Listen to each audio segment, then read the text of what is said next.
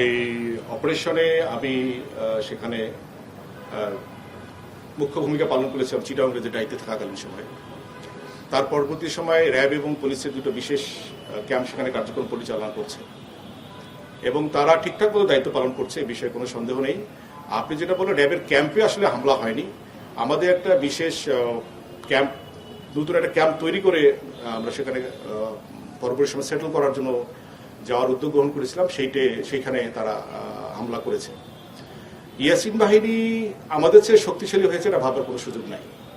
তারা অতর্কিত কাজটা করেছে এবং আমার মনে হয় আমাদের কিছুটা দুর্বলতা ছিল, এটা অস্বীকার করার উপায় নেই। আমরা হয়তো তাদের কার্যক্রমটা সেই লেভেলের মনিটরিংটা করতে পারিনি, তবে আমাদেরকে ওভার পাওয়ার করার মতো শক্তি তাদের নাই, এটা তারা নিশ্চিতভাবে জানে। তো কালকে গত রাতেই যে ঘটনাটা ঘটিয়েছে এটা আমাদের কিছু অসাবধানতা বশত ঘটেছে কথাটি, তবে তারা এখানে আসতে পারবে না, তাদের সে শক্তি নাই। তারা যেখানে থাকুক যেভাবে থাকুক তাদেরকে আমরা উচ্ছেদ করবো এবং এই পর্যন্ত প্রায় 30 জন অ্যারেস্ট রয়েছে, গ্রেপ্তার রয়েছে এই সংক্রান্তে। এবং আপনারা নিশ্চিত থাকতে পারেন তারা কোনোভাবে সেখানে ঢুকতে পারবে না, কোনো শক্তি নাই সেখানে নতুন করে আর ঢুকবে। আমরা তাদেরকে তাড়িয়ে দিয়েছি, তারা তাড়ানো অবস্থাতেই থাকবে, তারা ঢুকবার কোনো সুযোগ